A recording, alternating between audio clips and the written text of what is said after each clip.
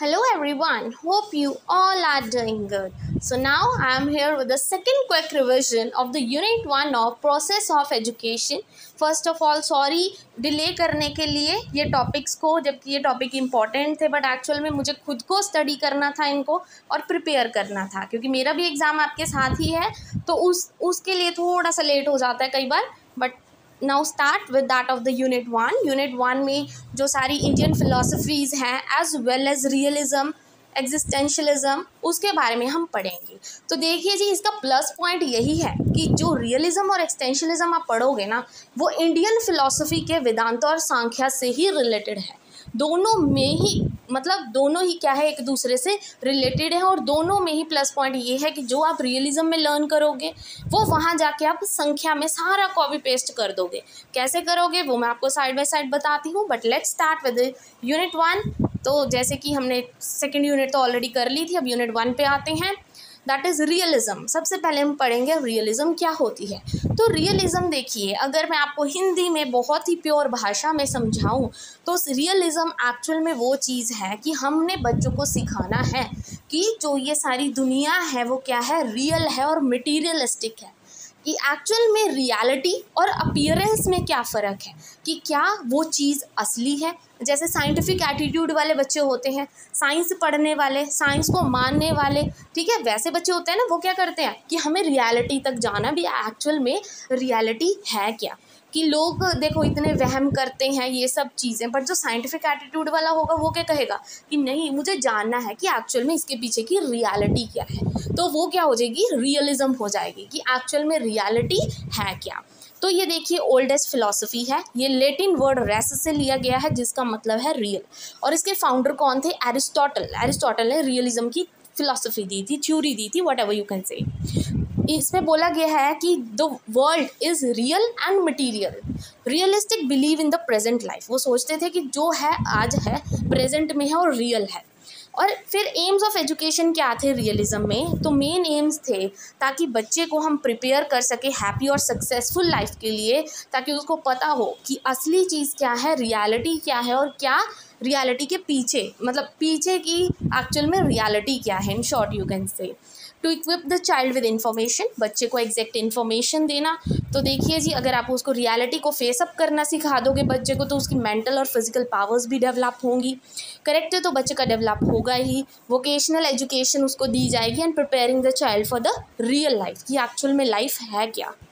Then curriculum कैसा होगा इसमें, तो देखिए करिकुलम कैसा होना चाहिए, बच्चे की लाइफ से रिलेटेड, ताकि उसको पता लगे कि लाइफ की प्रॉब्लम्स है क्या, रियलिटी क्या है दुनिया की, क्या क्या प्रॉब्लम्स उसको ज़िंदगी में आ सकती हैं. तो ये सब चीज़ें हमने बच्चों को सिखानी है.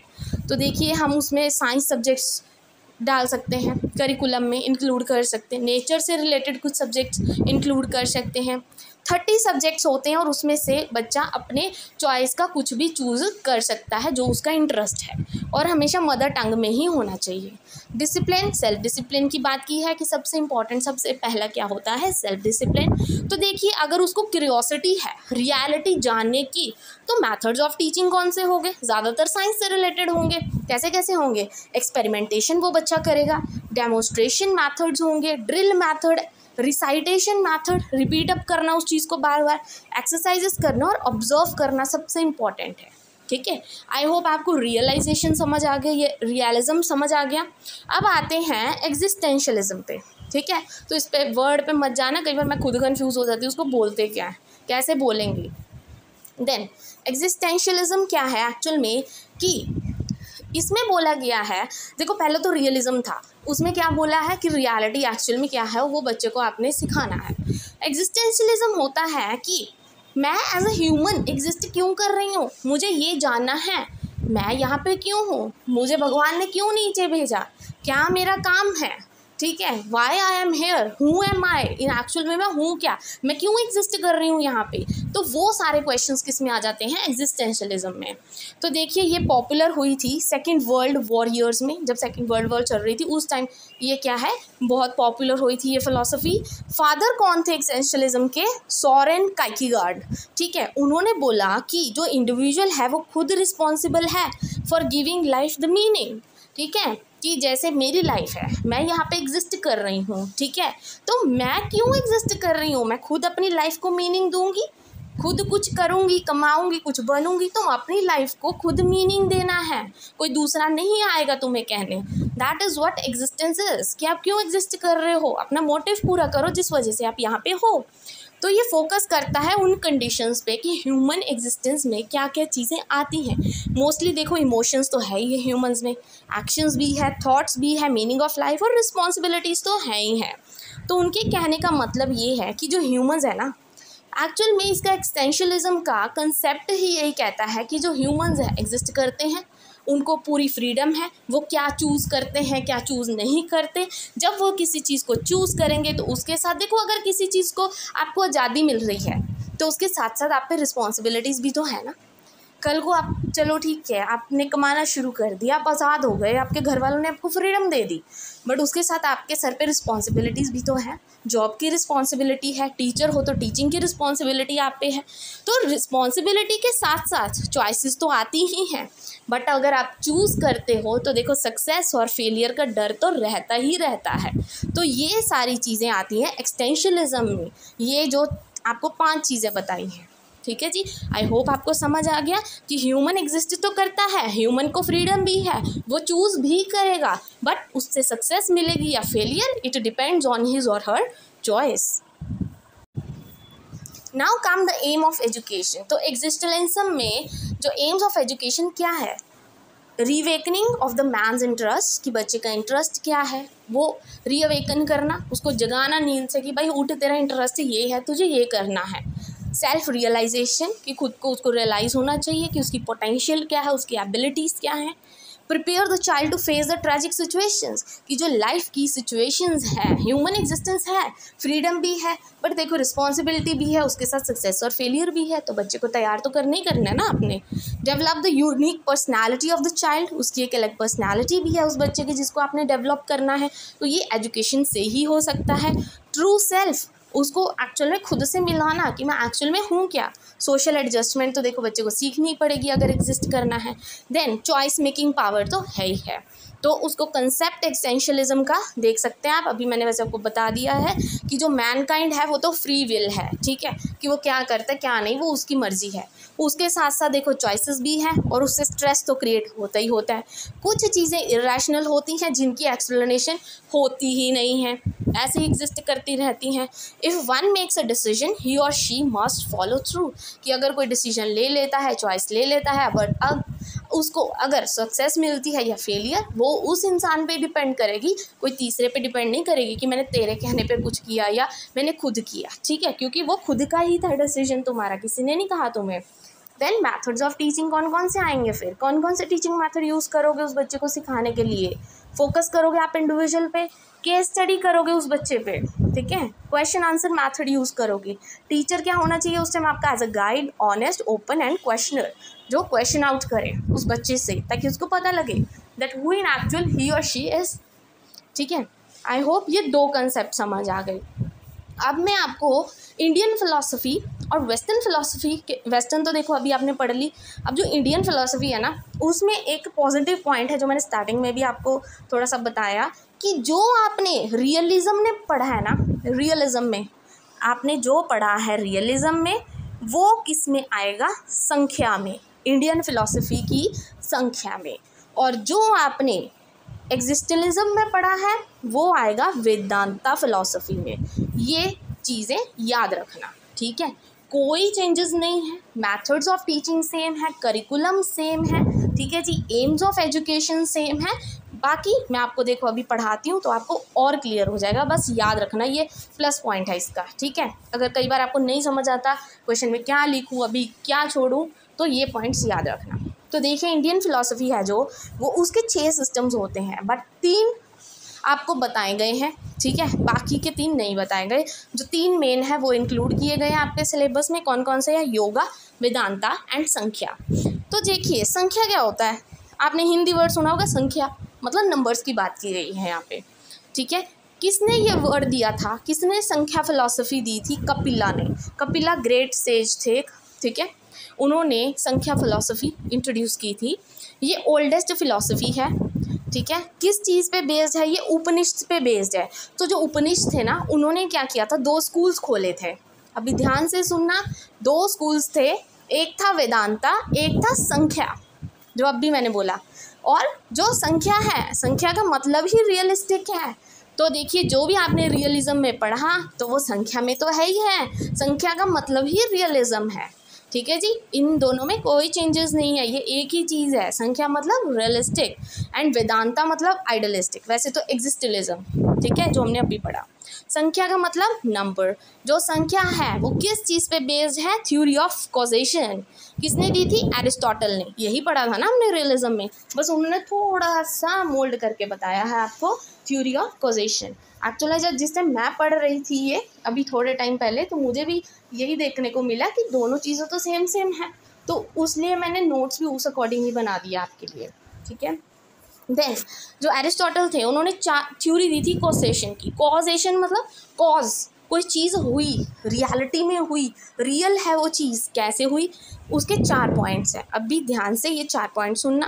पहला होता है material cause, then formal, then efficient and final. Material cause means for example आपने चेयर बनानी है, रियलिटी, ठीक है, आप रियलिटी की तरफ जा रहे हो, ध्यान से। मटेरियल कॉज, सबसे पहले मटेरियल कॉज पढ़ रहे हैं। मटेरियल मतलब जैसे मैंने एक चेयर बनानी है तो मैं कौन सा मटेरियल यूज़ करूँगी? वुड यूज़ करूँगी, लकड़ी यूज़ करूँगी। Formal cause, formal cause in the sense कि उसकी शेप, साइज़ क्या होगी, ठीक है, एक सीट होगी, 4 उसकी लेग्स होंगी, मैंने चेयर बनानी है, ठीक है, मटेरियल मैंने वुड यूज़ किया। फॉर्मल मतलब क्या, उसको शेप वगैरह दी मैंने, उसका साइज़ क्या था। एफिशिएंट, अब उसको बनाने के लिए एफिशिएंट कौन है? कारपेंटर। कारपेंटर ही तो बनाएगा, अगर मेरे जैसा बनाने लगेगा फिर तो चेयर बन गई, ठीक है, तो एफिशिएंट कौन है? कारपेंटर। तो फाइनल कॉज क्या हुआ? फाइनली रियल में वो चीज़ बन गई, क्या बना? चेयर बनी, वुड की चेयर बनी, कारपेंटर ने बनाई और फाइनली हमें एक ब्यूटीफुल सी चेयर मिल गई। तो ये थ्योरी थी कॉजेशन की, मतलब कॉज होती है वो चीज़, करनी पड़ती है, वो रियलिटी में होती है। कैसे होती है? ये 4 पॉइंट से होती है। देन एम्स ऑफ एजुकेशन, तो देखिए जी, वैसे तो मुझे रिपीट करने की ज़रूरत नहीं है एम्स ऑफ एजुकेशन, फिर भी मैं कर देती हूँ एक बार। सेल्फ रियलाइजेशन, कैरेक्टर डेवलपमेंट, वही रियलिज्म वाला सेम चलेगा। डेवलप द सेंसेस, बच्चे की मॉरल वैल्यूज, पर्सनैलिटी डेवलप करनी है। Prepare the child for proper attitude of the life to achieve salvation. हाँ, ये अलग चीज़ है। सेल्वेशन मतलब मोक्ष की प्राप्ति करना, तो ये थोड़ा इंडियन फिलॉसफी या स्पिरिचुअल आ गया, तो उस वजह से सेल्वेशन, ठीक है जी। Prepare the child for happy and successful life, तो देखिए आगे करिकुलम कैसा होगा। करिकुलम में डेली लिविंग आपकी इन्वॉल्व होंगी, तभी तो आपको रियलिटी पता लगेगी। साइंस इन्वॉल्व होगी और चाइल्ड सेंटर तो है ही है। देन मेथड्स ऑफ टीचिंग कौन से होंगे फिर इसमें? डेमोन्स्ट्रेशन, वही इंक्वायरी करोगे, साइंटिफिक एटीट्यूड की बात की है ना। एक्सपेरिमेंटल होगा, learn best with the senses, बच्चा अपनी सेंसेस यूज़ करके सबसे बेस्ट सीखेगा। सिंपल टू कॉम्प्लेक्स जाओगे और कंक्रीट टू एब्स्ट्रैक्ट जाओगे। टीचर कैसा होगा? As a guide, facilitator, satisfy the curiosity of the child, ठीक है जी। तो अब आते हैं हम वेदांता फिलॉसफी पे। तो देखिए जी, जैसे कि अभी बताया कि जो रियलिज्म थ्योरी थी वो सांख्या से रिलेटेड थी, तो जैसे ही ये जो वेदांता है वो एग्जिस्टलिज्म से रिलेटेड है।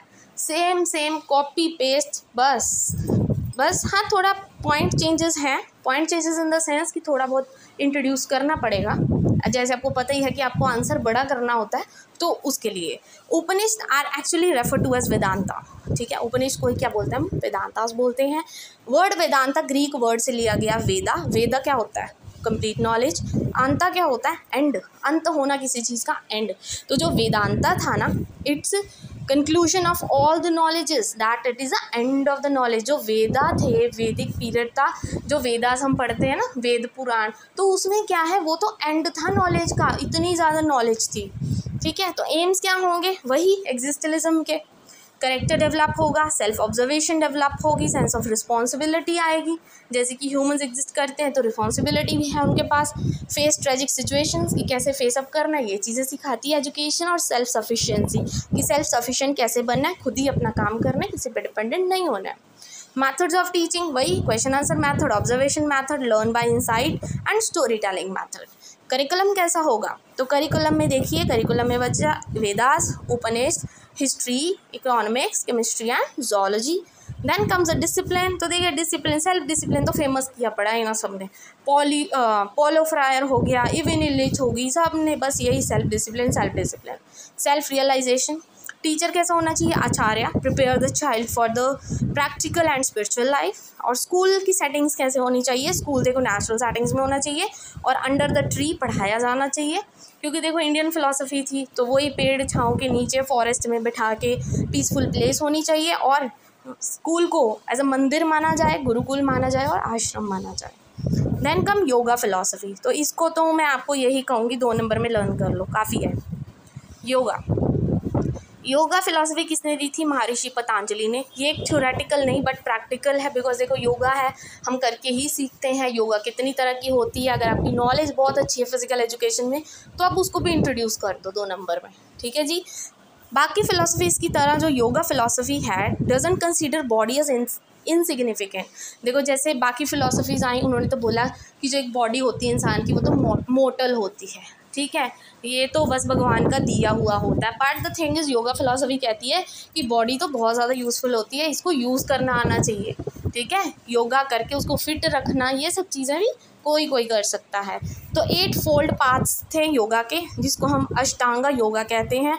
वो 8 पार्ट्स कौन से हैं, यामा, नियमा, धर्मा, ध्याना, समाधि, प्रणामा, आसना एंड प्रतिग्रह। आसना में आप बताते हो कौन कौन से आसन आप करते हो या कुछ भी कितने होते हैं, अगर आपको बहुत नॉलेज है इस चीज़ के बारे में तो ये मैंने 2 मार्क्स में ही प्रिपेयर करवा दिया। बाकी 14 के आई होप आपके क्लियर हो गए हैं, ठीक है।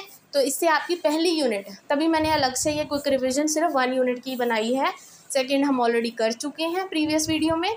अब इसके बाद हम जो आपका बचा उसके बारे में हम रिवाइज़ करेंगे। I think socialization is left, ठीक है जी। तो उसके बारे में कल या परसों तक पेपर से पहले आपको वीडियो मिल ही जाएगी, ठीक है। और अगर आपको वीडियो अच्छी लगी हो then please don't forget to like and subscribe my channel. Thank you very much.